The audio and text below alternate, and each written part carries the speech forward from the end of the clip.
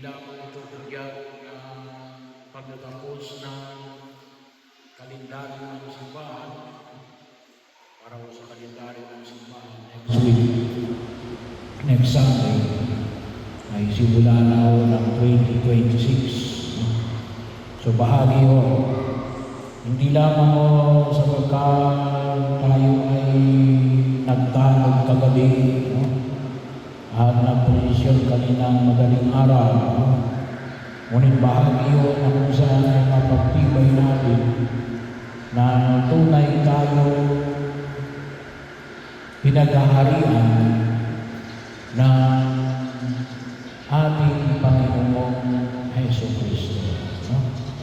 Kaya nga bahagi yun, Kristong Hari. So, paanyaya natin ay makita ko natin na tayo nakikiisa kay Jesus sa kanyang pagkahari.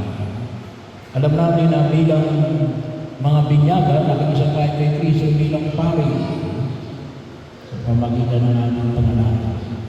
Bilang propeta sa pamagitan ng ating pangangaral at mabuting halimbawa, pero huwag natin kalimutan na rin na tayo ay nakikiisa kay Kristo bilang hari.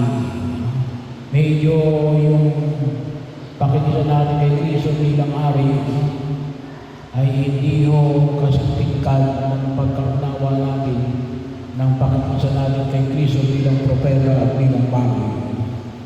Pero naman, maging maliwanag natin kasi sabi nga namin sa sakramento ng binyag, tayo tulad na ipinamanyo ko sa unang pagbasa sa ikalawang sulat ni Propeta Samuel. Sabi ni Propeta Samuel, pinahira ng langis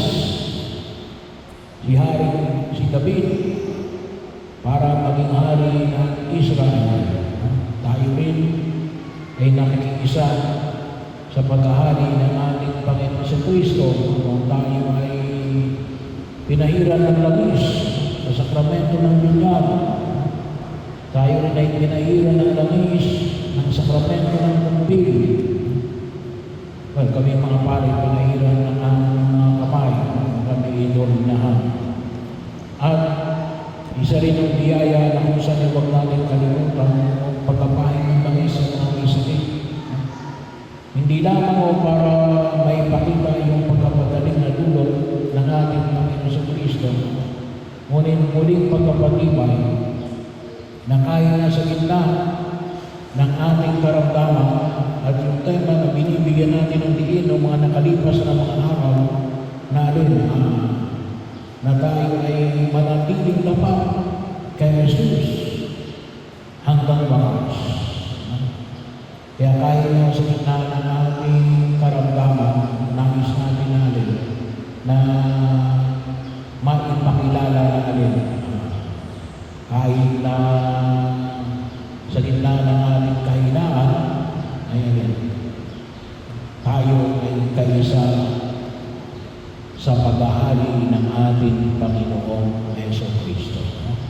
Kaya ako sabi ko, lalo-lalo sa tema ng mabuting pangangalaga, mabuting katiwala, yung hamon na pinamamanig. Isang hamon na nakita ko natin ngayon, ay isang pinamamanig natin na muli sa patuloy natin pagnibilay at nawa yung conviction natin ng alin na pagdapat sa korupsyon at sa padrino system. Kasi kaya ako lumaban yung korupsyon ay gawa ng padrino system. Ano po yung padrino system? Baka-baka. Kahit na walang alam, yun ang inilalagay namin. Baka ko yan. Kaya bahagi yun na yun ang namamayani. At lumaganap rin yung tinatawag natin pangungurakot. Bakit? Kakampi ko yan. Ay kakampi na lamang sa kasamaan. Yan ang tawag ng kumisa natin din, organized crime. Sa bahagi yun, na kahit ng siniyalin, na halantaran na nakikita natin. Pero ito yung hamon na ipinamamani ko, lalong-lalo na paanyaya ng simbahan, kasi natawagan natin ay yung Trillion March muli sa next Sunday. Hindi naman tayo makapupunta sa Manila, pero isama natin sa ating panalangin. Hindi ko para baguhin ang mga nakaupo, ngunit para baguhin ang sistema. Ang sistema na pandaraya at pagmumurahan. Bahagi yun. Siguro sabihin natin ay, Padre, hindi naman kami mga politiko, hindi naman tayo mga senador, congressman, hindi naman tayo mga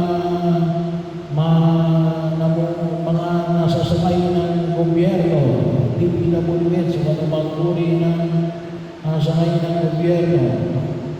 Pero tulad nga mo na yung pinahayag natin, may mga ilang mga bagay na kinakailangan namin pagpuulan kasi sabi nga, lumala na yan sapagkat trillion na billion ang pinag-uusapan natin. Ang tawag na natin din, SOP, Standard Operating Procedure. Naging kalakaran, naging lantaran. At sabi mo hindi lang sa mga sakay ng gobyerno, ngunit gano'n din sa mga pribadong katatayuan. Gano'n din sa mga anumang kalakaran na pinapamani ko natin. Katulad na ng halimbawa ng yung hamon paging tapat at responsable. Magbayad ng utang. Bahagi yun. Bakit tayo hindi nagbabayad ng utang? Dapat nga magpasalamat tayo kasi pinangutang tayo. Bahagi at kung ito sino, kaya tayo pinangutang, hindi sa pagkagawa ng pera. Tayo pinangutang sa mga nagtiwala sila natin, yung salita natin na tayo ay magbabayad, ay pinangawakan nila ito. Bahagi yun, kung tawagin din po natin yan kasama rin yan sa tinatawag natin yung pagsira sa pagtitiwala na ipinagkaloob sa ating betrayal of trust. Pagkakataon, Padre, wala na kaming pampayag ngayon. Makipag-usap kayo. Makipag-usap kayo. Makipag-ugnayan kayo. Nang kapatid, pagpapayag ako, wala lang ako ngayon. Mag-set ka ng panibagong pamantayan. Kung kinakailangan pa, sabi na natin ay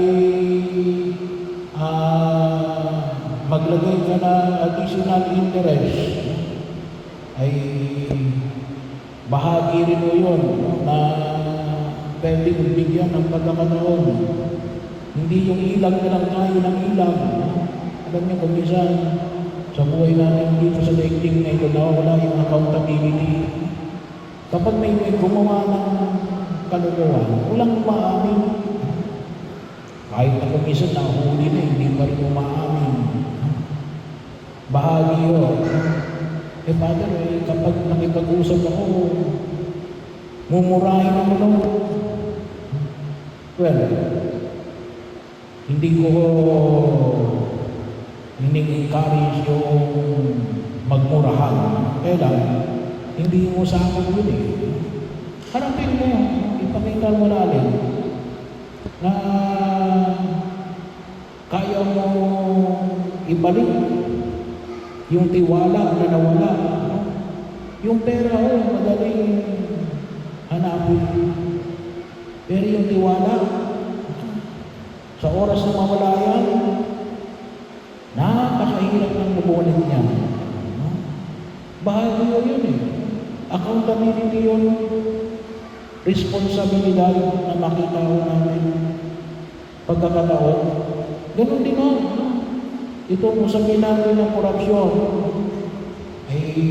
ba't natin nagagawa yung mga bagay? Bakit nagagawa ito?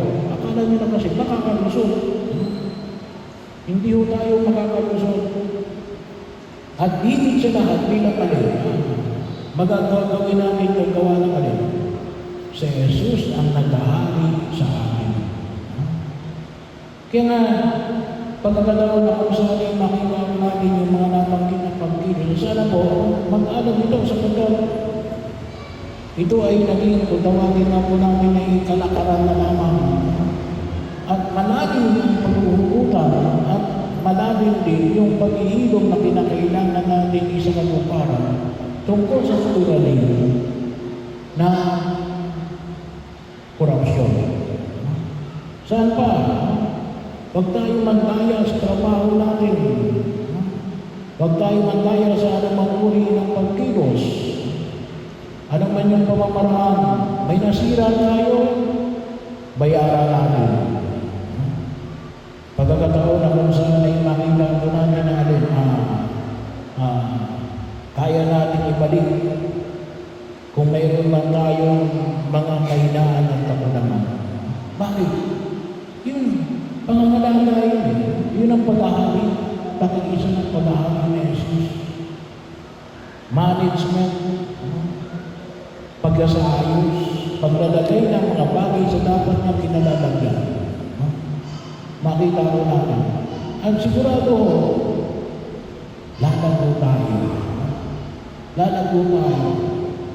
Hindi lamang sa espiritual na kalukayuhan, kundi din sa ating pagkilo sa daigdig na ito at sa loob ng ating kalukayuhan. Kasi yun ang sabi ni Jesus, no?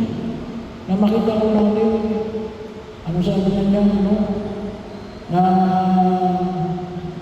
pangalagaan ninyo, pamahalaan ninyo ang mga bagay na ito. At isa ho sa usapin ng maayos na pamamahala din, pagbibigay ng hinihingi ng katarungan. Harapin natin at masabi natin na alin, tayo makikisa kay Kristong Hari na alin, na matuto tayong mamahala ng maayos, ng may katarungan at kaayusan.